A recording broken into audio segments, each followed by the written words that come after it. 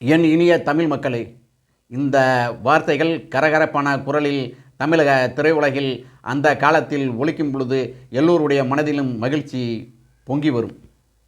ஆனால் இயக்குனர் இமயம் இன்று இருக்கும் இந்த சூழ்நிலையை நினைத்து பார்க்கும் பொழுது என் கண்களில் கண்ணீர் வந்து கொண்டே இருக்கிறது. என் அன்பிற்குரிய நண்பர்களே, பாரதிராஜா மகன் மனோஜ் 48 வயது. இது இறப்பதற்கான வயதில்லை என் அன்பிற்குரிய நண்பர்களே. ஆனால் விதியின் விளையாட்டு வேறு மாதிரியாக இருந்துவிட்டது. சில குடும்பங்களில் சில பிறப்புகள் செல்வத்தை கொண்டு வரும்.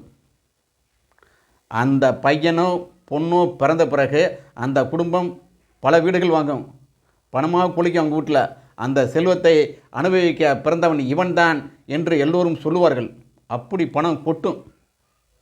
அதே போல்தான் 1970 ஆண்டுகளில் அள்ளி நகரத்திலிருந்து புறப்பட்ட பால்பாண்டி மனோஜ் பிறந்த பிறகு பாரதிராஜாவாக மாறி அவருக்கு ஏர்காலம் ஆரம்பித்தது. கிராப் எகிர ஆரம்பித்தது. அவர் கொடுத்த படங்கள் எல்லாமே ஹிட்டு.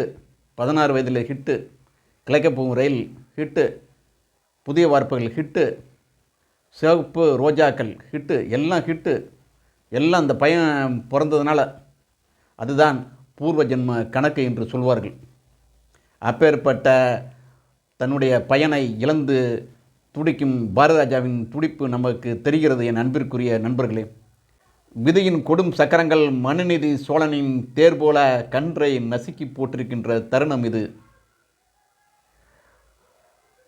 கன்றை இழந்து தாய்ப்பசு கதறிய அந்த காட்சி என் கண்களில் தென்படுகிறது என் அன்பிற்குரிய நண்பர்களே.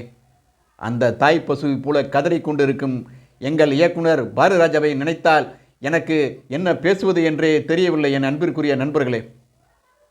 அன்றாவது மனுநீதி சோழனின் அரண்மனையில் ஆராய்ச்சி மணி இருந்தது. அதனால் அவருக்கு நீதி கிடைத்தது, அந்த பசுவுக்கு நீதி கிடைத்தது. ஆனால் இன்று ஆண்டவன் சந்நிதியில் ஆராய்ச்சி மணி இருக்கிறதா என் அன்பிற்குரிய நண்பர்களே? பாரதிராஜாவுக்கு யார் ஆறுதல் சொல்வார்கள்? நெருப்பில் வீழ்ந்தவன் வழி போல அவர் துடித்து கொண்டிருப்பது அவருக்கு மட்டுமே தெரிந்தது, நம்மெல்லாம் தெரியாது. அப்பேற்பட்ட ஒரு சோகம். தந்தை உயிருடன் இருக்கும் பொழுதே மகனுக்கு கொல்லி போடுவது என்பது மிகப்பெரிய சோகம். இது மாதிரி சோகங்கள் யாருக்கும் வராது, ரொம்ப ரேரு. அதுதான் விதியின் கணக்கு என்றால் நாம் என்ன செய்ய முடியும் என் அன்பிற்குரிய நண்பர்களே? விதி வலியது, மாற்ற முடியாது, யாருனாலும் மாற்ற முடியாது. ஆனால் தங்களுடைய கூடாரங்கள் மிகவும் ஸ்ட்ராங்காக இருக்கிறது. தங்களுடைய கூடாரங்கள் இடி இடித்தாலும் களையாது, மழை பெய்தாலும் களையாது, எது வந்தாலும் களையாது, புயல் காற்றடித்தாலும் அது களையாது என்று நம்பிக்கொண்டு இருப்பவர்கள் ஏராளம் ஏராளம். அவர்கள் அன்பை விதைக்க பிறந்தவர்கள் இல்லை. என்னுடைய பையனும் சரி, என்னுடைய மனைவியும் சரி, அவர்களெல்லாம் நினைத்து கொண்டு இருப்பது இந்த கூடாரங்கள், நம்ம கூடாரம் ரொம்ப ஸ்ட்ராங்காக இருக்கும், இந்த கூடாரத்தை யாருனாலும் அசைக்க முடியாது என்று எண்ணிக்கொண்டிருக்கிறார்கள் என் அன்பிற்குரிய நண்பர்களே. அப்படி இல்லை. விதி வலியது. விதி எப்பொழுது வேண்டுமானாலும் மாறும், எப்பொழுது வேண்டுமானாலும் காத்தடிக்கும், எப்பொழுது வேண்டுமானாலும் இடி இடிக்கும், எப்பொழுது வேண்டுமானாலும் மழை பெய்யும் என் அன்பிற்குரிய நண்பர்களே. கூடாரங்கள் பறந்துவிடும். இதை யாரும் நினைத்து பார்ப்பதில்லை. அதனால்தான் நான் சொல்லிக் கொண்டுள்ளேன், அன்பை விதையுங்கள். அன்புதான் இந்த உலகத்தில் மிக சிறந்த ஆயுதம். அன்பினால்தான் ஆட்சி செய்ய முடியும். அன்புதான் முக்கியம். அன்பை விதைத்ததினால்தான் இயேசு இன்று வரை நம்முடன் இருக்கிறார். அன்பை விதைத்ததினால்தான் புத்தர் நம்முடன் இருக்கிறார். அன்பை விதைத்ததினால்தான் பாரதிராஜா நம்முடன் இருந்து கொண்டே இருக்கிறார். பாருங்கள், அன்பு எவ்வளவு பெரிய ஒரு ஆயுதம் என்று. ஆனால் என்ன செய்வது?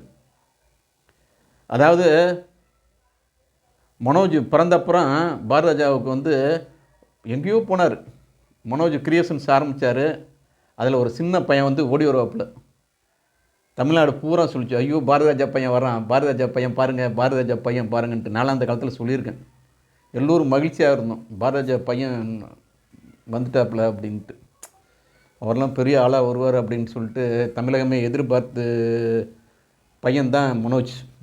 கிராமத்து மனிதர்கள் வெள்ளந்திகள் என்பதற்கு உதாரணமாக திகழ்ந்து வருபவர் தான் பாரதிராஜா. அவரை சென்னை நகரம் மாற்றவில்லை. பார்த்து கொள்ளுங்கள் என் நண்பர்களே. தன்னுடைய மகனின் இறுதி ஊர்வலத்தில் அவர் கலந்து கொண்ட காட்சி, ஒரே ஒரு வேட்டி மட்டும்தான் கட்டியிருந்தார்.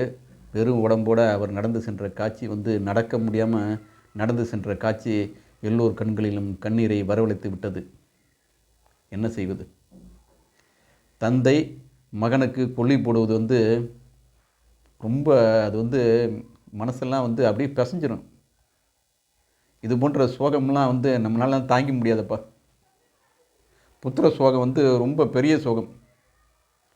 இப்பொழுதுள்ள மகன்களுக்கெல்லாம் தெரியாது புத்திர சோகம் எவ்வளோ பெரிய சோகம் என்று. பார்த்து பார்த்து வளர்த்த பசங்க எவ்வளோ அன்போடு பாசமாக வளர்த்திருப்பார். அதாவது மகன்களுக்கு புரிவதில்லை தந்தையுடைய பாசங்கள். மகன்கள் பெரும்பாலானோர் விட்டேந்தியாகத்தான் இருக்கிறார்கள். அதை புரிந்து கொள்பவர்கள் ரொம்ப ரேர். பாரதராஜா பையன் எப்படியும் அப்பா பேர் இல்லாமல் நம்ம முன்னேறணும் அப்படின்னு சொல்லிட்டு ரொம்ப கங்கணம் கட்டி ராத்திரி பகலாக வேலை பார்த்தாரு. ஆனால் விதி நீங்கள் மாற்ற முடியாது. தமிழ்நாட்டு அரசியலையும் சினிமாவையும் எது வேண்டுமானாலும் எப்போது வேண்டுமானாலும் நடக்கும். அதற்கு தான் மனோஜுடைய இறுதி ஊர்வலம் ஒரு சாட்சியாக இருந்தது. மனோஜனுடைய மரணம் அதுபோல் தான். யாருமே நினைத்து பார்க்கவில்லை. கிராமத்து கிழவிகளின் கண்ணீர் துளிகள் அவர் வீட்டில் ஒலித்து கொண்டே இருக்கிறது. பையன் பிறந்துட்டான், நம்மளை பார்த்துக்குவாங்க கடைசி காலத்தில் அப்படி என்று தான் எல்லோரும் நினைப்பார்கள். ஆனால் பூர்வ ஜென்ம கணக்கு வேறு மாதிரியாக அமைந்து விட்டது. இதற்காகவா இம்மட்டு காலம் காத்து கிடந்தோம்?